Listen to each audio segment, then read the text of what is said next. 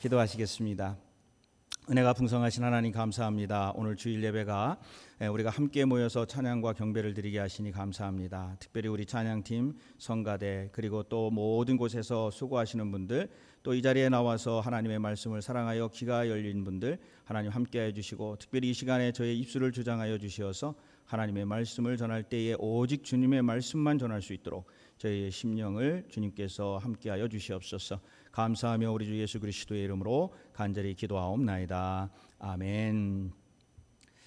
네, 오늘 선교주일 예배를 함께 하시는 모든 분들께 주님의 은혜가 가득하시기를 간절히 축원을 드립니다.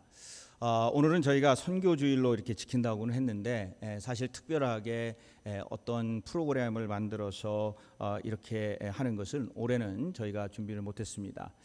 사실 선교사님 중에서 한 분을 모시고 저희들이 설교를 듣고 또 말씀을 들으면서 선교의 비전을 찾아가려고 했는데 사정이 있어서 또 그 선교사님을 오늘 모시지를 못했습니다.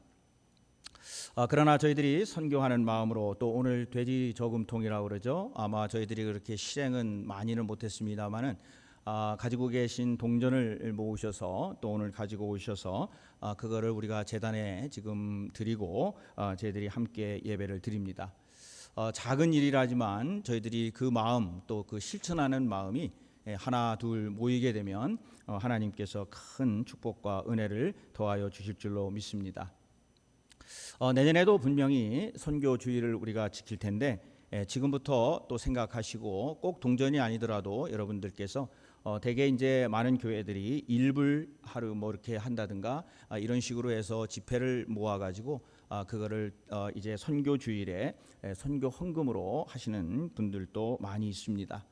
그래서 지금부터 생각을 하시고 1년 동안 이제 내년 9월까지 잘 준비하셔서 내년에는 또 저희들이 섬기게 될 선교사님을 모시고 저희들이 선교주일을 지낼 수 있도록 여러분들이 기도 많이 해 주시기를 부탁을 드립니다. 그래서 저는 오늘 제목을 선교적 교회라고 그렇게 정하고 이제 말씀을 묵상하면서 준비를 했습니다. 그러면서 부제목으로는 선교적 교회에서 제자 되기, 아마 많은 분들이 이제 아셨겠지만은 한 2, 3주 정도 제가 지금 제자라고 하는 그 주제를 가지고 말씀을 나누고 있습니다. 그래서 오늘 이 주제를 가지고 말씀을 나눌 때에 두 단어가 함께 저희들의 주제로 와 닿는데, 첫 번째는 선교 그리고 제자라고 하는 이 두 단어입니다. 모든 성도님들이 선교의 열망으로 가득 찬 교회 안에서 우리가 땅끝까지 이르러 오늘 말씀에도 있습니다마는 예수 그리스도의 제자를 삼고 그리고 제자가 되는 그러한 교회, 바로 선교 지향적인 교회로 나아가는 것이 우리의 교회의 목표이기도 합니다. 선교 지향적인 교회 안에서 우리 모두는 우리 성도님들과 저와 모든 분들은 헌신하는 제자로서 또 하나님 앞에 바로 서는 제자로서 살아가게 될 줄로 믿습니다. 그럼 먼저 성경에서 말하는 좀 더 구체적으로 이야기하면 사도행전에서 말하는 교회는 무엇을 말할까 하는 질문입니다.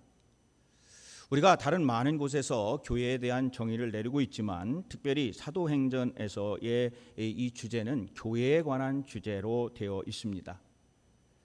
사도행전은 교회다운 교회가 무엇인가, 그리고 교회는 어떻게 세워졌는가, 그리고 교회는 어떠한 일을 감당해야 되는가라고 하는 것을 사도행전이 우리에게 말하여 주고 있습니다.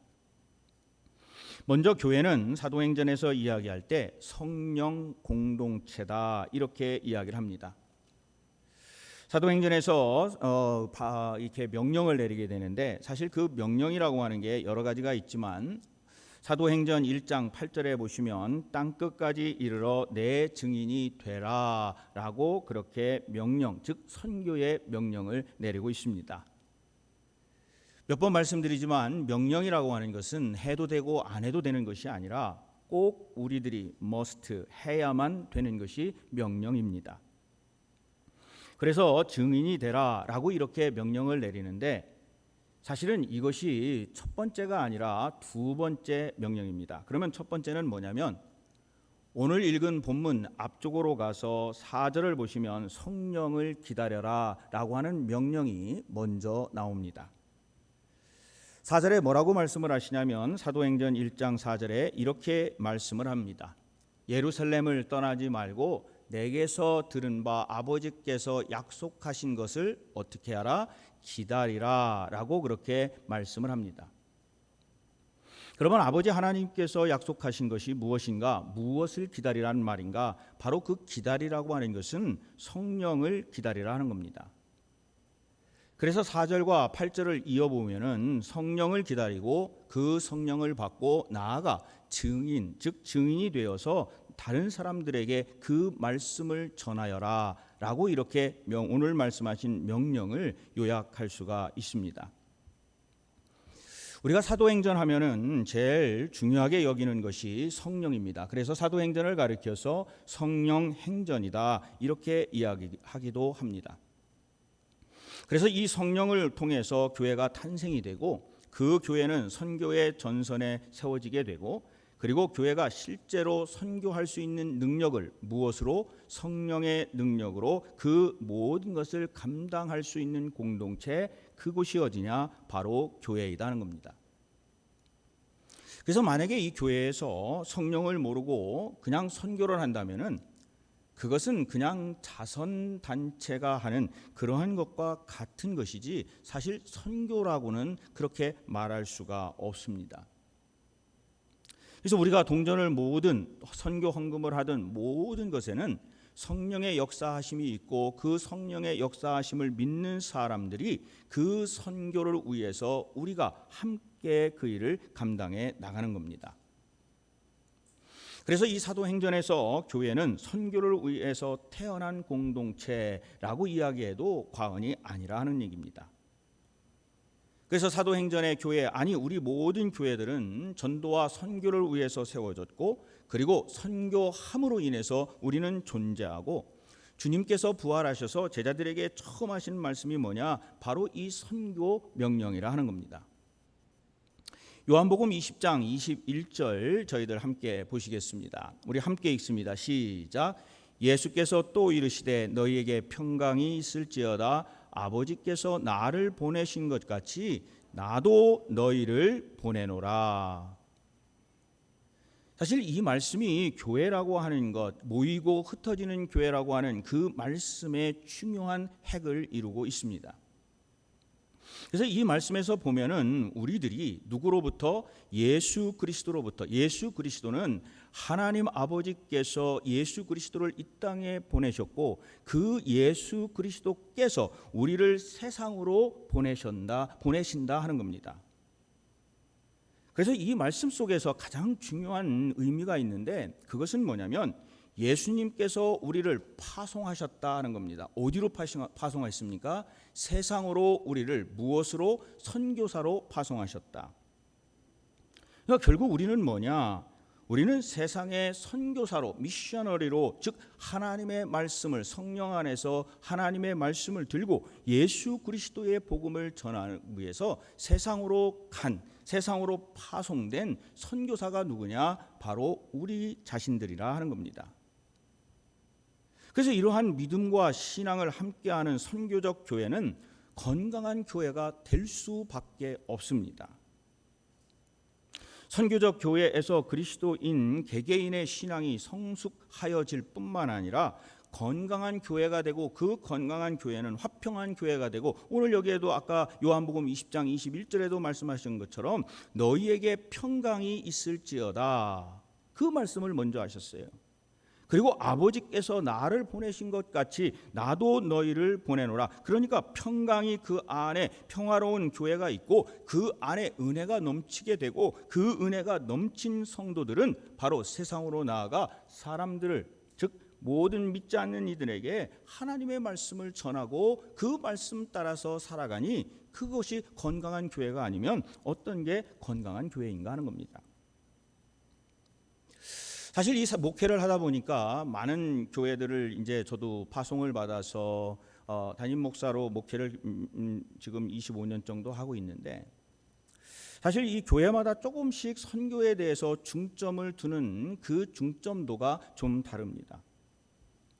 어느 교회는 우리가 부흥을 해야 선교를 할 수 있다. 우리가 좀 더 커져야지, 뭔가가 좀 커져야지 우리가 선교할 수 있다라고 이야기하는 교회도 있습니다. 맞을까요? 틀릴까요?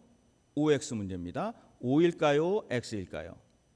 X예요. 그러나 뭐 틀린 말은 또 아니에요. 하지만 선교적인 입장에서 본다면 맞는 이야기는 아닌 것 같습니다.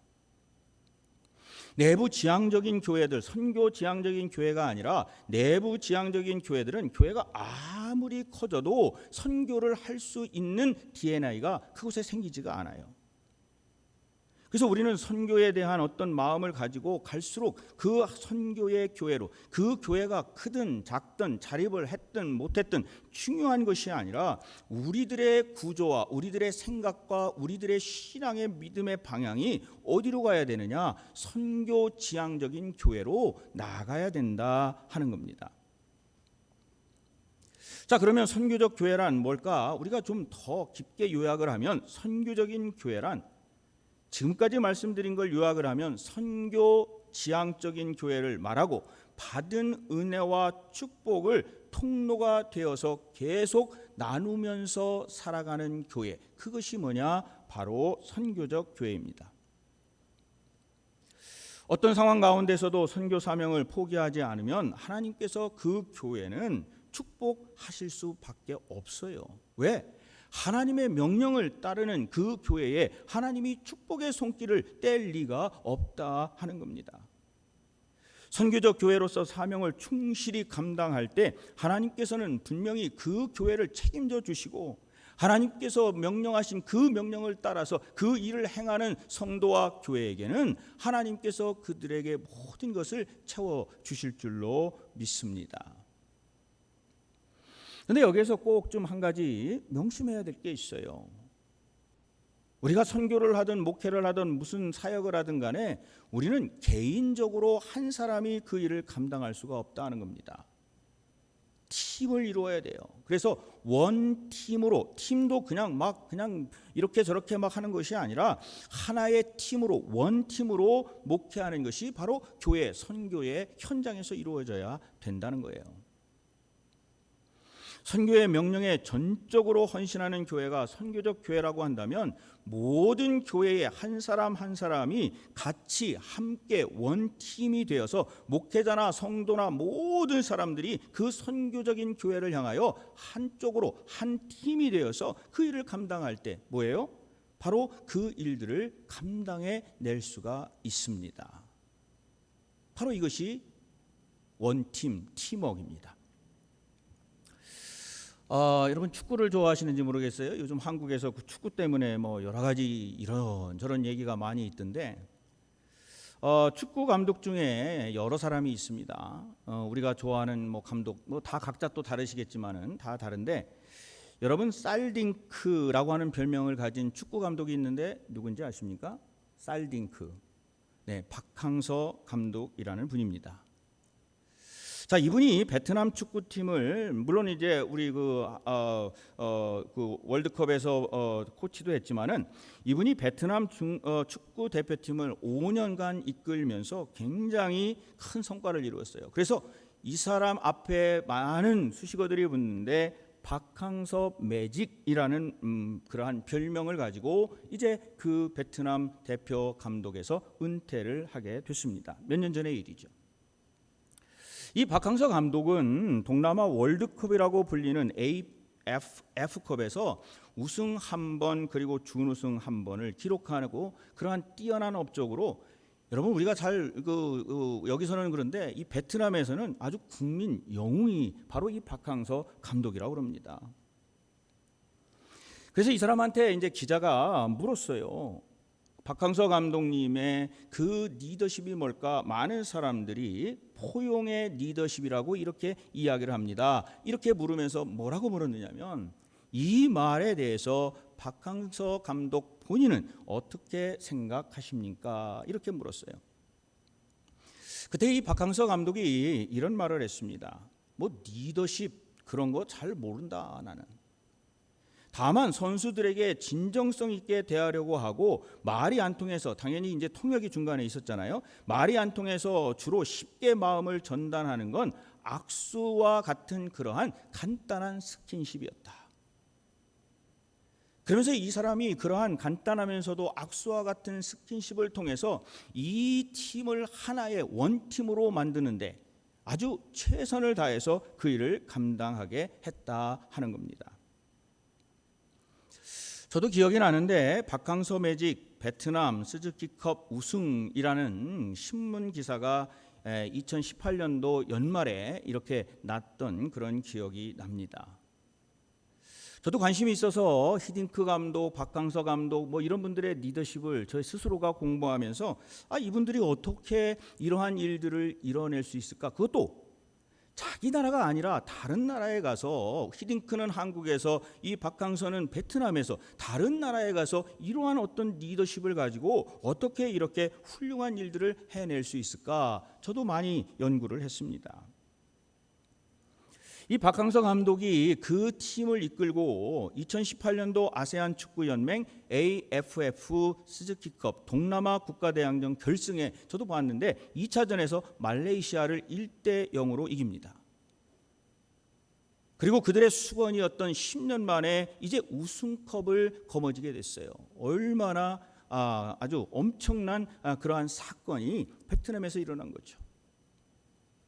근데 사실 저는 그 축구도 축구지만은 그 축구를 보면서 시상식을 할 때 좀 다른 생각을 했어요.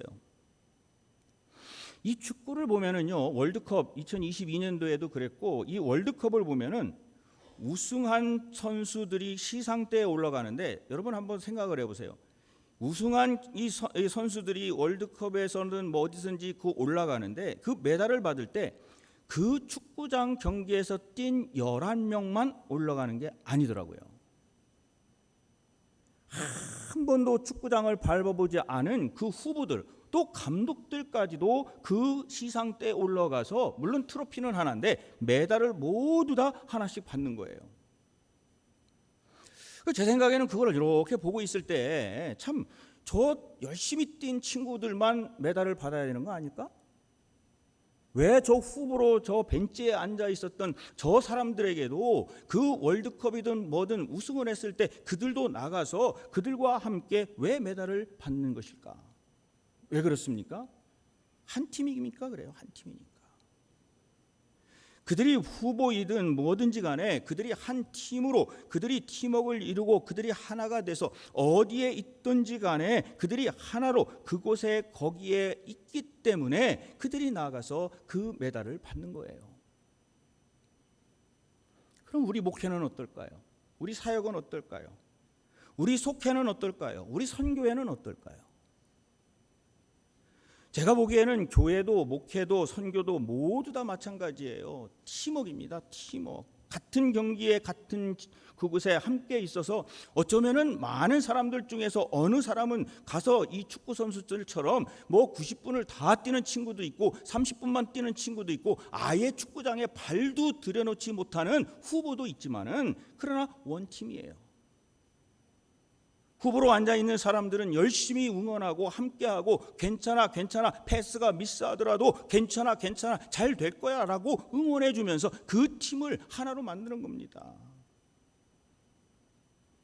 또 잘 뛸 때에는 열심히 응원하는 거예요. 목이 터져라, 내가 후보지만은, 내가 이 지금 벤치에 앉아있지만은 언젠간 나도 저 자리에 가서 뛸 건데, 정말 그 선수들을 지원하면서 막 그냥 소리를 지르는 거예요. 너 한번 잘하나 보자라고 앉아있으면요, 축구 선수들이 그 11명이 뛰면서 얼마나 힘이 빠지겠어요. 참 열심히 해주는 거예요. 그리고 잘하고 들어와서 교체가 되면은, 그거 한번 여러분 축구 경기 보세요. 막 들어오잖아요. 그러면 막 그 후보 선수들이 나가서 막 허그해주고, 감독은 막 등허리 척척 쳐주고 막 잘했다고 이렇게 해줘요. 왜 그래요? 왜 그렇습니까? 아니, 다른 팀에 가서 다른 팀 뛴다고 해서 그곳에 가서 그렇게 하는 사람 한 명도 못 봤어요. 자기 팀이 들어오니 자기 팀에게 힘을 북돋아 주는 거예요. 이해한다는 거예요. 바로 이것이 선교적 교회예요. 정말 진정성 있게 대하고 마음을 전달하고 우리가 한 팀, 원팀이 되어서 함께 그 일을 감당해 가는 것, 바로 그것이 뭐냐? 우리가 하나의 팀, 선교든 무엇이든지 간에 하나로 이루어진 것이다 하는 겁니다. 그래서 우리가 선교적 교회 안에서 선교적 명령을 실천하는데, 그래서 가장 중요하게 생각해야 될 것이 뭐냐? 제자가 되는 푯대를 향하여 나아가는 것이 중요해요. 여러분, 축구 선수가 그 축구장에서 뛸 때 목표가 뭐예요? 목표가 뭐예요? 골 넣는 거예요. 그것도 상대방의 골문에 골을 넣어야지, 우리 편에 골을 넣으면 뭐예요?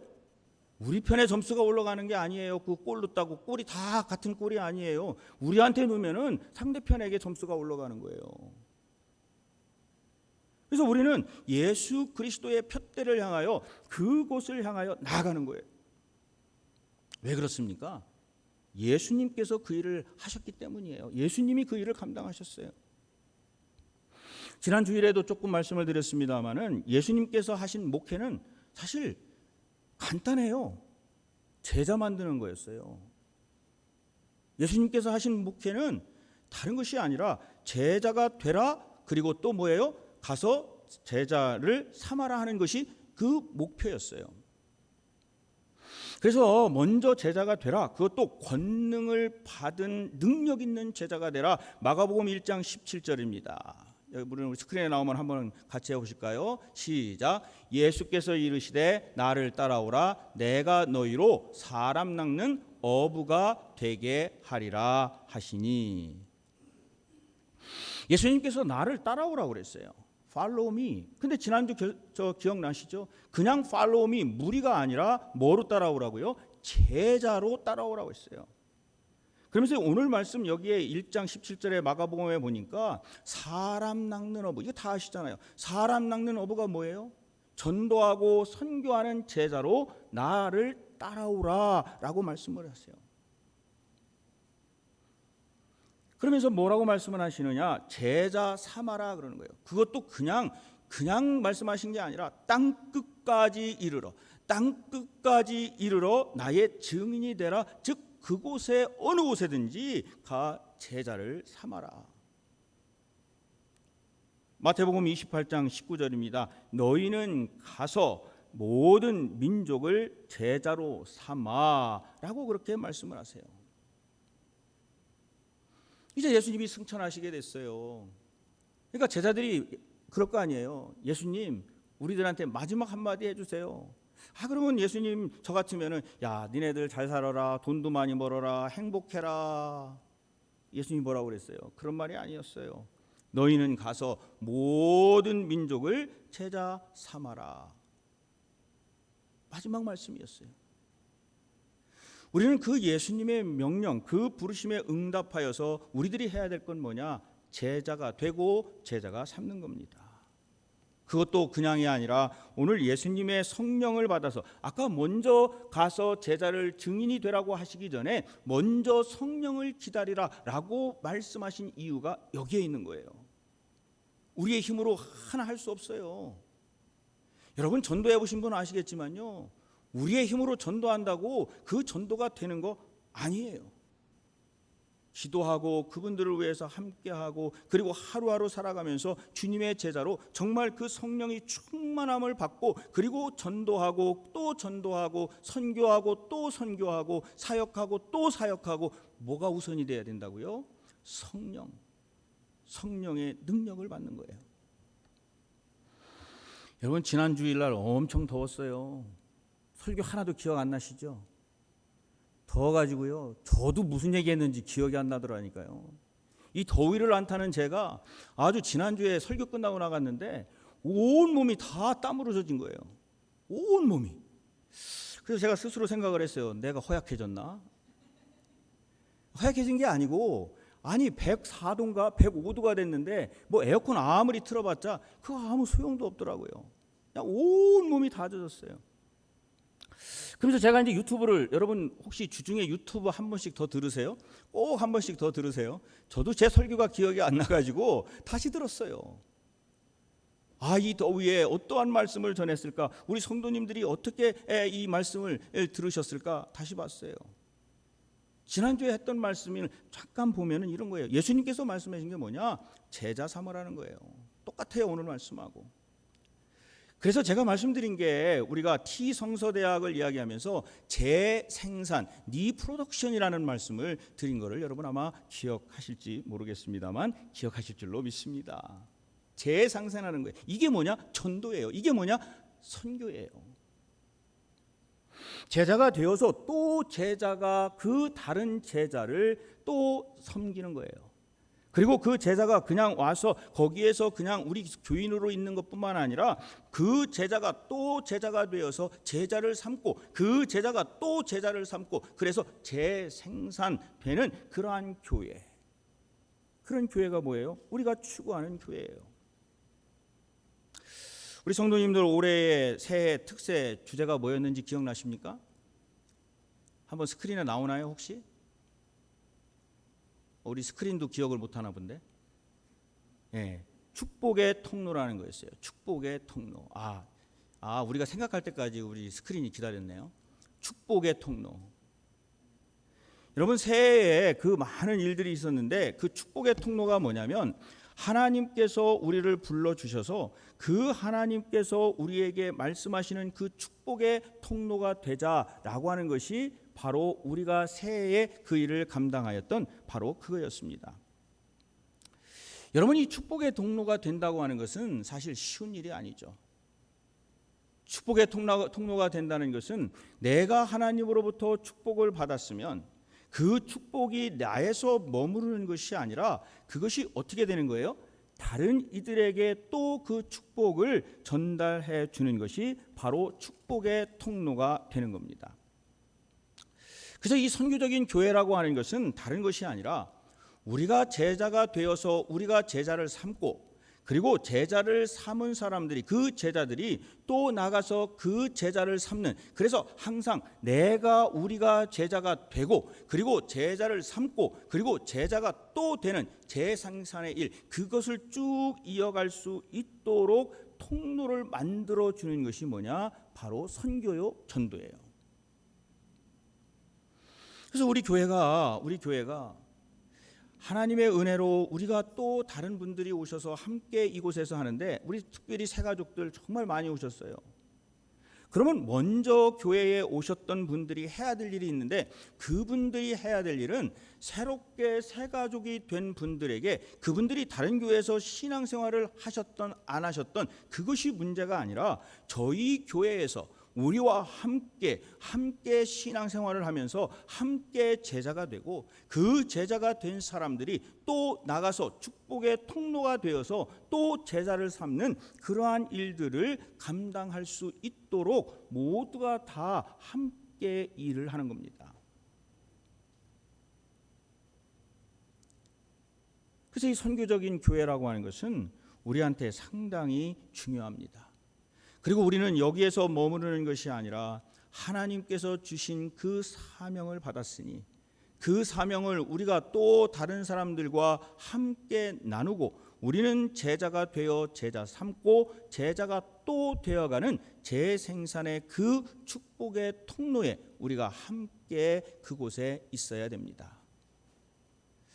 사실 이 선교적 교회라고 하는 것은 우리에게 많은 것들을 이야기를 해주고 있습니다. 오늘 이 선교 주일을 맞이해서 우리 성도님들 함께 기억해야 될 거는 뭐 다른 거 다 기억 못 하셔도 좋아요. 딱 이것만 기억하세요.